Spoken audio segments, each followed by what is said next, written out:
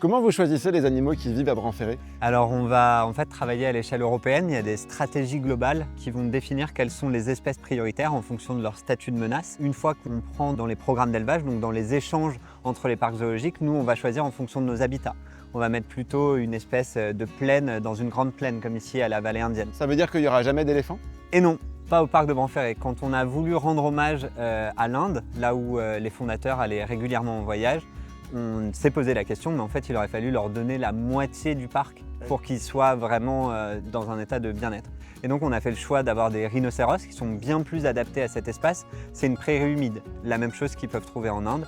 Ils peuvent par exemple se rouler dans la boue, on a aussi des bassins extérieurs et aussi un grand bâtiment chauffé qui nous permet de garantir leur bien-être. Et d'ailleurs ça s'est soldé par une naissance en décembre 2023. Autre exemple, avec les primates, pas de cage puisqu'ils ne savent pas nager, donc on les a installés sur des grandes îles arborées. Bran-Ferré, c'est un parc qui appartient à la Fondation de France. Concrètement, ça veut dire quoi? Eh bien en fait, ça veut dire qu'à la fin de l'année, il n'y a pas un actionnaire qui va récupérer tout l'argent. Tout ce qui va être récolté par les visites, les prestations, etc., tout va être réinjecté dans le parc. Et notamment pour le bien-être animal. Par exemple, on va améliorer un espace, on va créer des nouvelles structures pour le bien-être de nos animaux. Ça peut être aussi pour des actions de conservation ou des actions d'éducation. En quelque sorte, on est un parc d'intérêt général.